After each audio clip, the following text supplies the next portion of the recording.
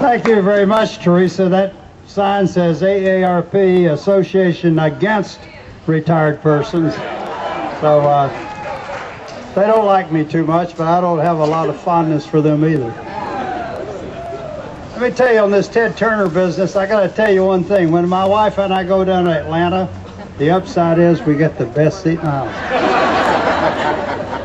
Downside, of course, they expect me to pick up the tab. Let me tell you something. These cuts to Medicare that we older folks are concerned about, and I think a couple of folks here are probably old enough to join the 60-plus association. I look forward to that. But there's an old saying that a lie can travel halfway around the world before the truth can get its shoes on or get its hat on. The truth is here today, and we're going to ask them why they can tell lies about cuts coming to Medicare, that Obamacare is not going to cost a dime, that it won't come between you and your doctor. Those are falsehoods, canards. I hate to say lie, but they're canards. We'll say it. And Joe Wilson's a great congressman.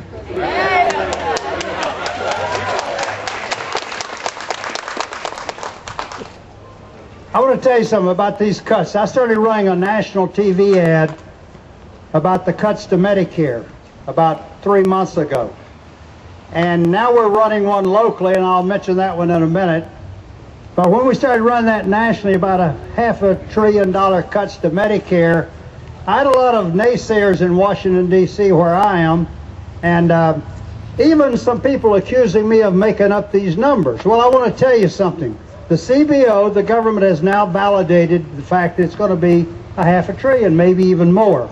But one time, I think you'll like this. The New York Times called me one time, the New York Times, and I'm an old newspaper reporter, and the lady says, where do you get all these numbers from about all these cuts to Medicare? Like I made it up. And I said, well, as being an old newspaper reporter, I like to think we should believe what we read in the press. And I said, let me tell you something. I read that in your newspaper. And I quoted the article that had been written by another columnist in her. I thought she'd hung up on me, but she was still there. So we've been doing this a long time, and I'm encouraged by seniors, because during August, the seniors especially, and some of the younger folks, but it was senior citizens out there at these town hall meetings in August, and they were raising Cain about that 1,000-page bill. As well they should. I kept being asked back in Washington, Jim, you think they've learned their lesson? They may come back with a 2,000-page. I said, oh no, that's nonsense. I said, you know, there's an old saying, you listen, you learn, then you lead. Well, apparently they weren't listening, and they sure as heck didn't learn anything, I guess. And they are leading a lot of us. In fact, I have a saying now, I like to think that there's a senior citizen tsunami headed toward Capitol Hill.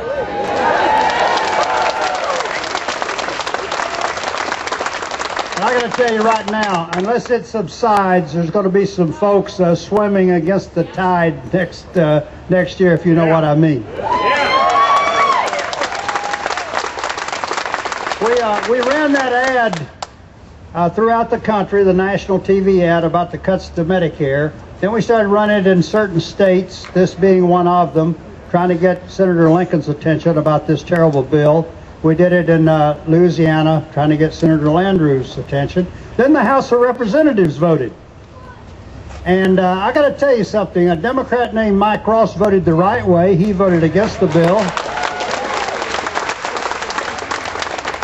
And Republican John Bozeman voted right. He voted against the bill. But I got to tell you something. Mr. Snyder voted wrong.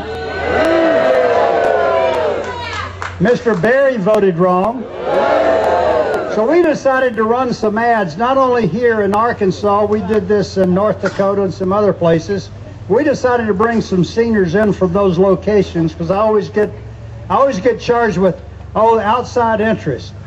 So we had a guy named Don Thomas from Conway, and Jim Elliott, I believe, from Conway. You've probably seen the ad.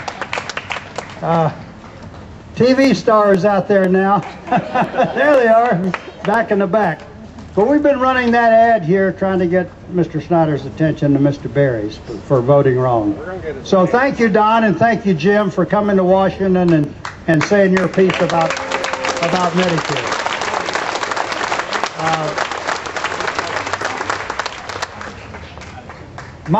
Again, on the AARP, their spokesman is a guy named, Harry Belafonte. He's a great entertainer, but he hobnobs with people like Hugo Chavez. The spokesman for my group is a guy named Pat Boone.